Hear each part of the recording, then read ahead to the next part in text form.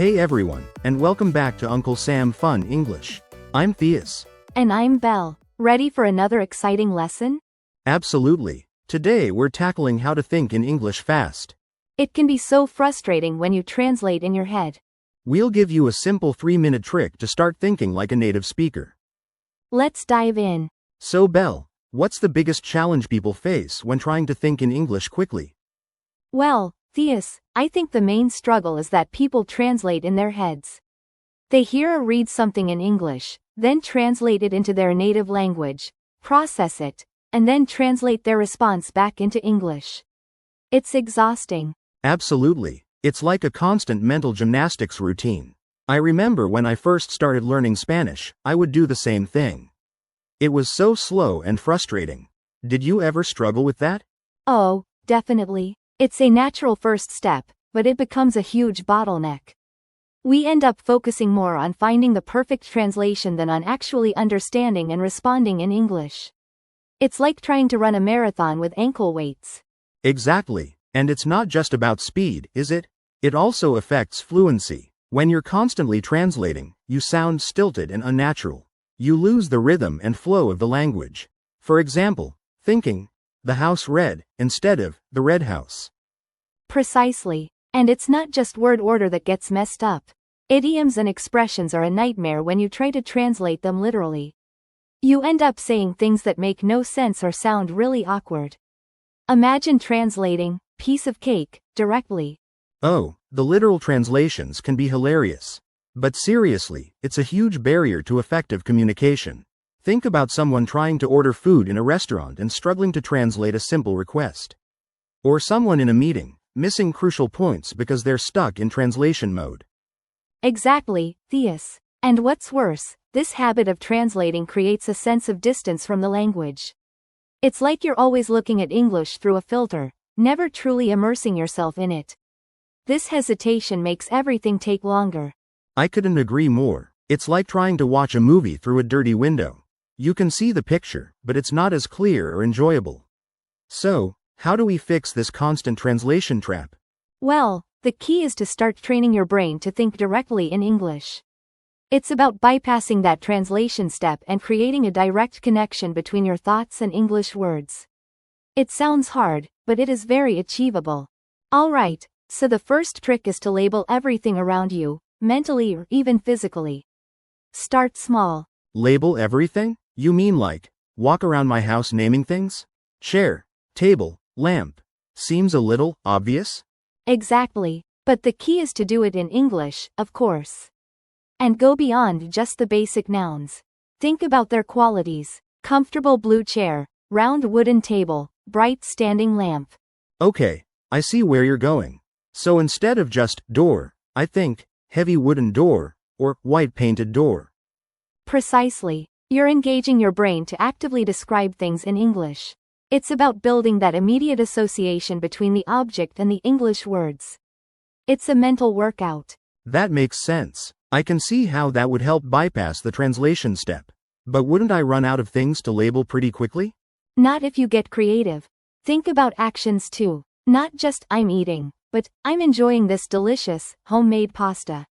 Or instead of I'm working, think I'm diligently working on this challenging project. So it's not just about naming things, it's about creating sentences around them in English. Making it a mini narrative. Absolutely. And the more specific you are, the better. Instead of I'm drinking, think I'm savoring this refreshing iced tea on a warm afternoon. It's about building fluency through observation. Got it. So, for example, instead of just thinking, computer, I could think, my reliable silver laptop that helps me connect with the world.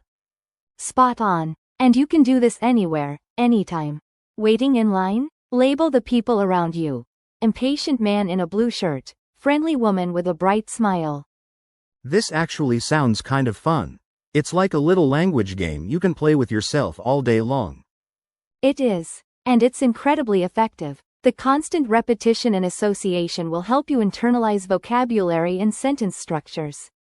So, this morning, instead of just thinking, coffee, I should have thought, hot, energizing coffee that's helping me wake up. Exactly. And you can even add emotional context. Hot, energizing coffee that's helping me wake up and face the day with a positive attitude.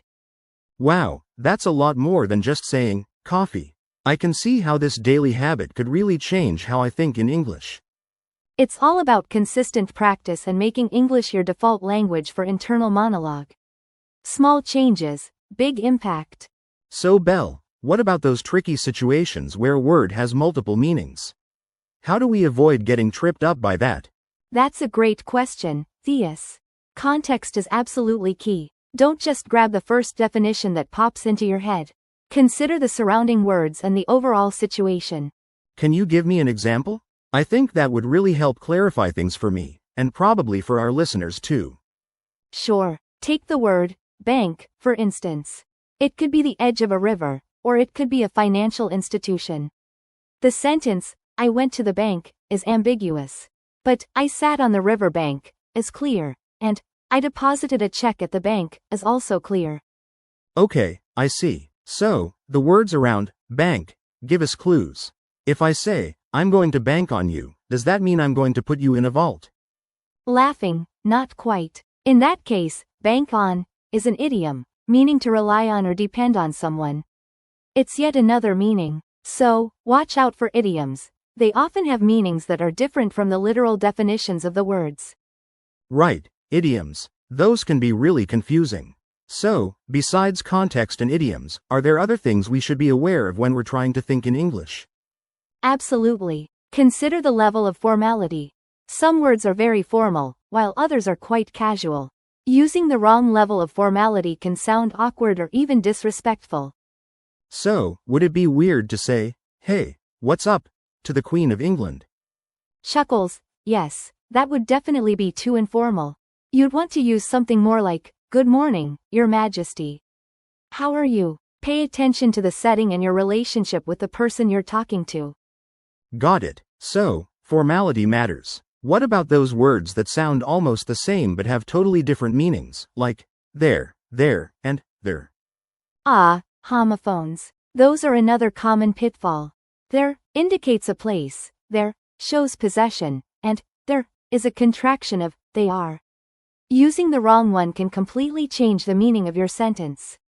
For example, they're going to put their books over there. Okay, that makes sense. So, it's all about being aware of context, idioms, formality, and those sneaky homophones. Anything else before we move on? Just one more thing. Pay attention to prefixes and suffixes. They can dramatically alter the meaning of a word. For instance, adding un to happy creates unhappy, which is the opposite. Similarly, adding ness to kind creates kindness, turning it into a noun. Understanding these word parts can help you decipher unfamiliar words and express yourself more precisely. Ah, prefixes and suffixes. So, like, if I say, irregardless, that's wrong because the ir and less kind of cancel each other out? Exactly. Irregardless is generally considered non-standard English. Regardless is the correct word to use. Recognizing those prefixes and suffixes can really save you from making those kinds of mistakes. They give you extra context. This is all super helpful, Belle. I feel like I'm starting to build a better toolkit for thinking in English faster and more accurately. That's the goal, Theus. With a little practice and attention to detail, anyone can improve their ability to think directly in English and express themselves fluently. Fantastic. What's next? More tricks? You bet. We're going to move on to some more advanced techniques that will really help you solidify your ability to think in English quickly and naturally. Now, let's talk about using visualization to think in English faster. Imagine you want to say, I'm going to the store. Instead of thinking, eu vu per aloha, immediately picture yourself walking into the store. So, it's like creating a movie in your mind instead of translating words? That sounds interesting. Is it really that simple, though? It takes practice, but yes. For instance, instead of thinking, I am hungry, picture your stomach growling, or envision your favorite food. Link the feeling directly to the English phrase.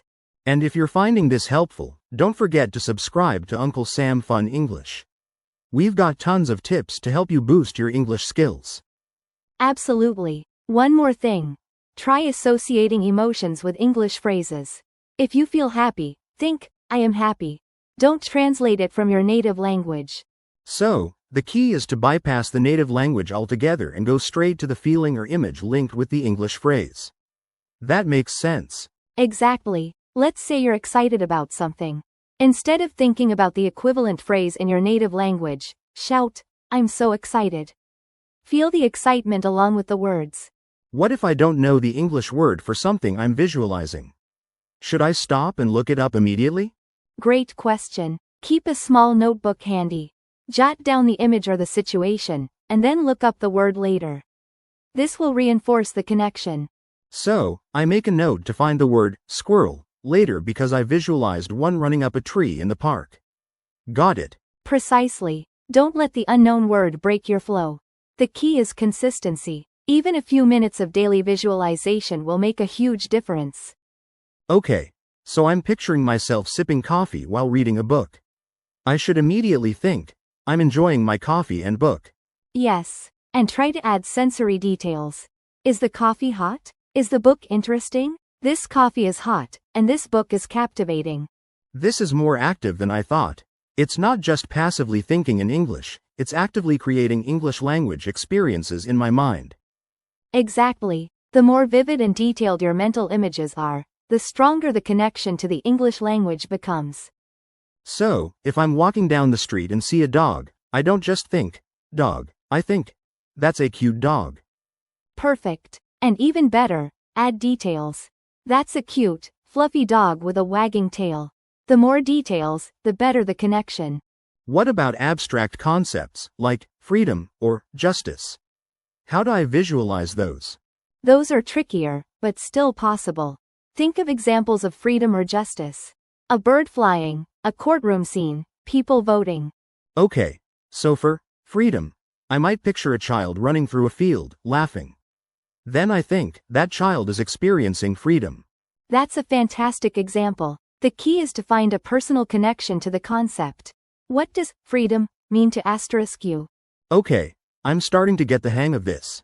It's like creating a personal dictionary of images and feelings linked to English words and phrases. Precisely. And the more you practice, the faster you'll be able to access those connections and think directly in English.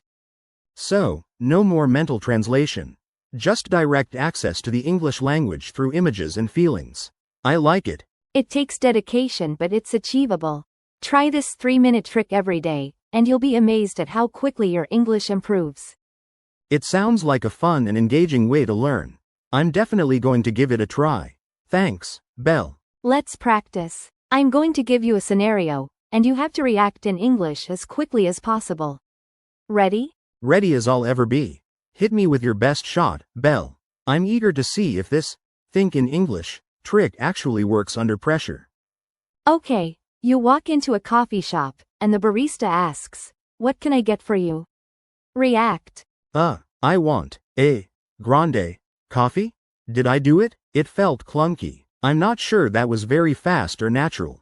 Not bad for a first try, but let's break down why it felt clunky. You translated in your head, right? I want isn't the most natural way to order. Guilty as charged. My brain went directly to Portuguese and then awkwardly converted it. So what's a better way to say it? Try something like, I'll have a grande coffee, please, or even just, grande coffee, please. It's more concise and common. I'll have. That's smoother. Okay, let me try again. I'll have a latte, please. And a croissant, if you have any left. How's that? Much better. The I'll have construction flows nicely, and you even added a little extra detail with the croissant. Excellent. Okay, I'm getting the hang of this. So it's about anticipating common scenarios and having a few stock phrases ready to go? Exactly. Now, let's make it a bit harder. You're at a networking event, and someone introduces themselves. What do you say? Okay, deep breath. Nice to meet you. I'm Theus, it's a pleasure. What do you do? Is that too formal? I always worry about sounding weird. It's perfectly fine. Nice to meet you is a classic, and asking, what do you do, is a standard conversation starter. But let's add some flair. Flair? I'm intrigued. What kind of flair are we talking about? Should I break out my juggling skills? Just kidding, mostly. Instead of, what do, you could say, what brings you here tonight, or, what are you working on at the moment? It's a bit more engaging. I like those. They feel less like an interview and more like a genuine attempt to connect. What brings you here tonight? I'll remember that one. Perfect. Now, imagine you are at a restaurant, and your food arrives, but it's cold. What do you say to the waiter? Oh boy, this could be tricky. I don't want to be rude, but I also want warm food. Let's see. Excuse me, I think my food is a little cold. Good start. Polite and direct. Now, let's add some sophistication. You could also say, excuse me, I'm so sorry to bother you, but my food seems to be a bit cold. That's a lot more polite. The "I'm so sorry to bother you" part really softens the request. I can see how that would be helpful. Absolutely. And remember, even if you make a mistake, it's okay. The important thing is to keep trying and to learn from your errors. You're right. It's all about building confidence and getting comfortable with expressing myself in English, even if it's not perfect. Exactly. So, practice these scenarios and try to anticipate others you might encounter in your daily life. The more you practice, the faster you'll think in English. I'm feeling much more prepared now. Thanks for putting me through the paces, Belle. It's time for our listeners to give it a shot. Yes. Think about your daily routines and try to narrate them in English. Describe what you're doing as you're doing it. It's a fantastic exercise. So, remember, shifting your internal monologue to English is a quick daily trick for faster thinking. A good tip is to start with simple everyday thoughts to make it easier. Keep challenging yourself, and you'll be thinking in English before you know it. Remember to subscribe to Uncle Sam Fun English for more lessons like this. Thanks for listening. Keep practicing. See you next time. Bye everyone.